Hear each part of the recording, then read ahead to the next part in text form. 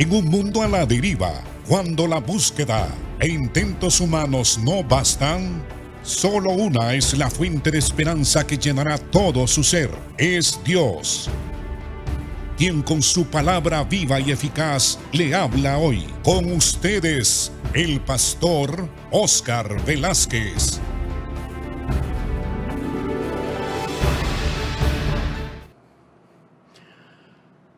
Bienvenidos, amados hermanos y hermanas, a este su programa Viva y Eficaz. Estamos estudiando este libro maravilloso del Evangelio según San Lucas. Hemos entrado a analizar el capítulo 4, donde se encuentran las tentaciones que Jesús sufrió cuando terminó su ayuno de 40 días. La Biblia declara de que Jesús fue tentado por Satanás. Él ha sido y sigue siendo y es actualmente y lo será siempre hasta que sea echado al lago de fuego, el tentador de todos los seres humanos. La Biblia declara que Dios no tienta a nadie, que cada ser humano es tentado de su propia concupiscencia, de su propia naturaleza depravada, de sus propios malos deseos y pasiones.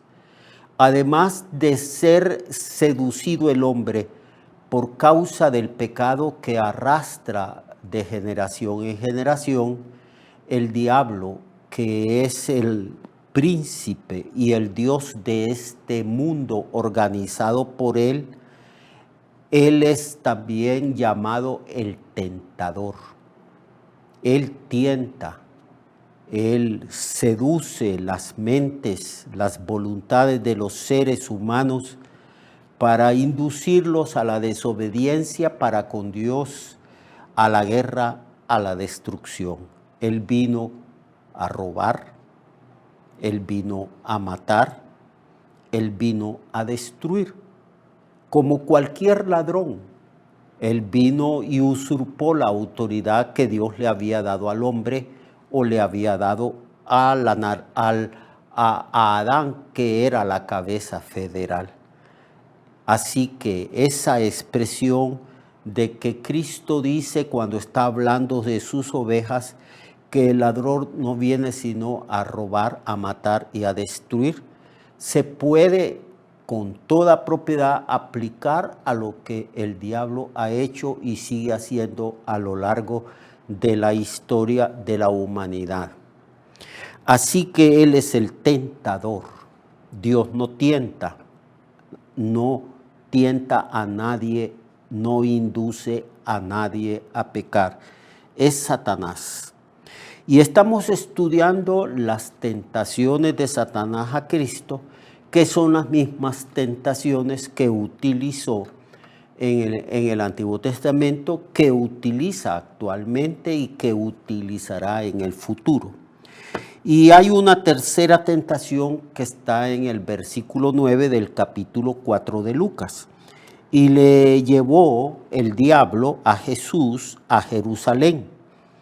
Y le puso sobre el pináculo del templo, la parte más alta del templo, y le dijo: si eres hijo de Dios, échate de aquí hacia abajo, porque escrito está: a sus ángeles mandará acerca de ti que te guarden, y en las manos te sostendrán para que no tropieces con tu pie en piedra.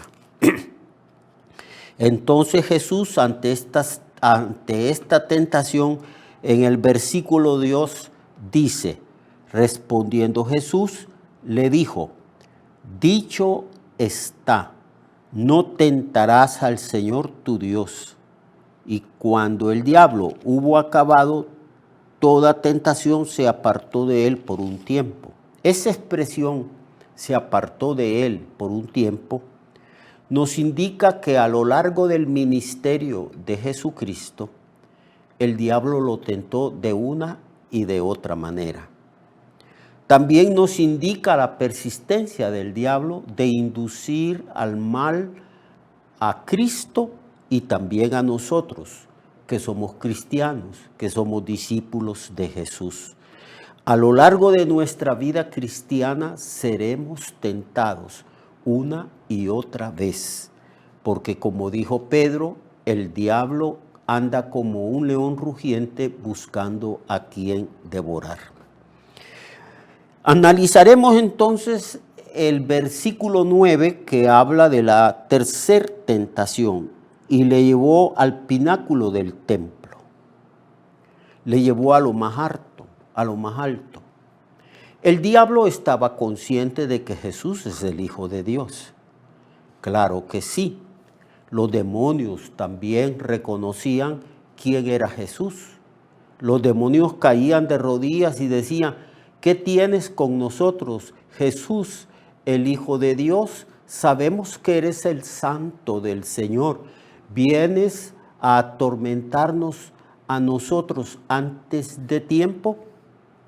Siempre le reconocieron que Jesús es Dios, la segunda persona de la Trinidad, el Santo de Dios, el Mesías, el ungido.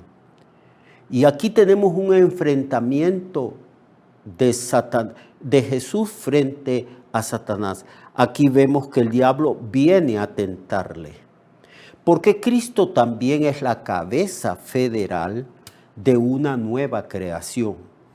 El diablo había tenido éxito de vencer a través de la tentación y del pecado a la primer cabeza federal de la creación natural, terrenal, que es Adán.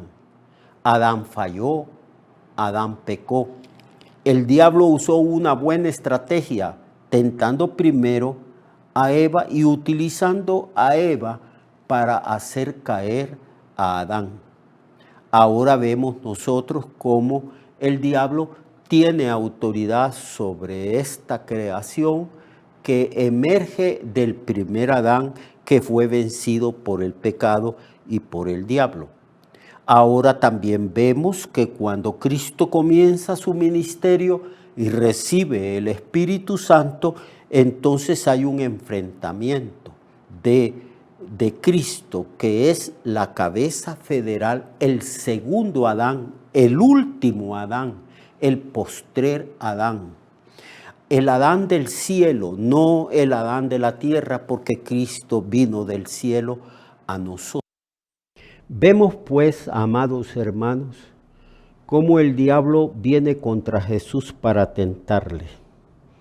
Como ya hemos estado diciendo, Cristo representa la cabeza federal.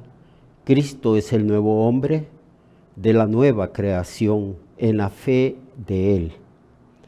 Y entonces el diablo le llevó a Jerusalén y le dijo, llevando a Cristo a lo más alto del pináculo del templo: échate abajo, tírate, porque escrito está: a sus ángeles mandará acerca de ti que te guarden, y en las manos te sostendrán para que tú no tropieces con tu pie en piedra. Respondiendo Jesús le dijo: no tentarás al Señor tu Dios. Y cuando el diablo hubo acabado todas estas tentaciones, se apartó de él por un tiempo. Vemos aquí la tercera tentación. Y siempre con el estribillo al principio: si eres hijo de Dios. Demuestra que eres hijo de Dios haciendo actos extraordinarios, milagros, sanidades, prodigios. El Señor los hizo, pero no bajo tentación ni instigación del diablo. No por vanagloria, no por orgullo, sino que Jesús tenía compasión de las multitudes y Jesús, a causa de su compasión, entonces sanaba a los enfermos, alimentaba muchas veces a los hambrientos. Él daba libertad a los cautivos, a los que estaban cautivos por el diablo, él echaba fuera los demonios. Así que Jesús hizo ciertas cosas que demostraban que él era el Mesías y que era también el Hijo del Dios viviente y Dios mismo manifestado en forma humana. Pero no lo hizo bajo la instigación del diablo ni por motivos equivocados.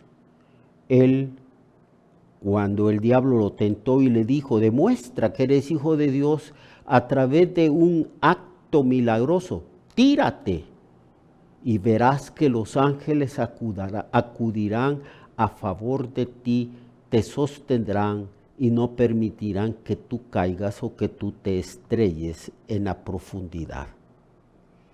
Ese texto es sacado de su contexto, porque el diablo se ha especializado en torcer las Sagradas Escrituras.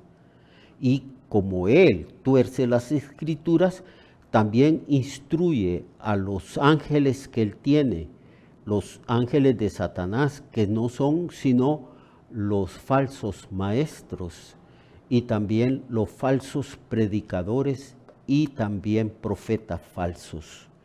Ellos tuercen las Escrituras. Casi todas las doctrinas falsas que emergen de las religiones pseudo-cristianas, incluso hay maestros y falsos profetas que se han introducido en la iglesia, están en la iglesia. A veces están en los púlpitos de la iglesia y están enseñando las falsas doctrinas, torciendo las Escrituras. Son los que el apóstol Pablo llama inconstantes y también Pedro les llama ignorantes e inconstantes. Entonces le dijo el diablo, tírate, tírate. Y el Señor respondió, no tentarás al Señor tu Dios. A Dios no hay que ponerlo a prueba. No tenemos que buscar el peligro para saber que Dios es Dios o para demostrar nosotros que somos hijos de Dios. En cuanto a nuestra actitud, en cuanto a nuestro proceder aquí en la tierra, amados hermanos, debemos de tener cuidado de no tentar al Señor. Cuando Jesús estuvo aquí en su ministerio, él era tentado. A él se le puso varias veces a prueba de parte de sus enemigos. Los fariseos, los sacerdotes, le tendían trampas, le hacían preguntas de las que nosotros llamamos capciosas, buscando la manera de hacerle pecar, de que se contradijera en cuanto a su enseñanza. Y él les decía, ¿por qué me tentáis, hipócritas? Así que no tentemos al Señor, no tentemos. Como vía de ejemplo, muchas personas no se ponen vacunas para evitar las enfermedades. En el tiempo de la pandemia, muchos cristianos murieron y muchos pastores también murieron. Fue una larga lista, fue un número bastante grande de siervos de Dios y de líderes de las iglesias que murieron. Murieron porque creían que no necesitaban de la vacuna. Ellos tentaron a Dios rechazando los medios naturales para preservar su vida de la muerte. Eso no lo debemos de hacer de ninguna manera. Y entonces, pero también la mayoría de los pastores, vamos a poner un porcentaje de un 70%, 80% de los pastores en nuestro país, Honduras, o quizás a nivel mundial,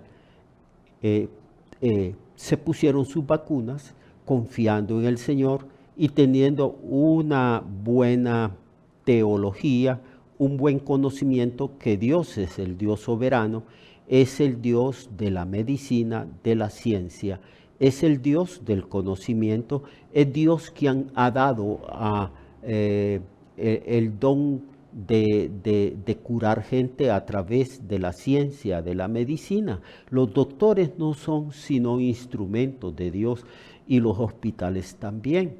Debemos de entender que Dios es soberano.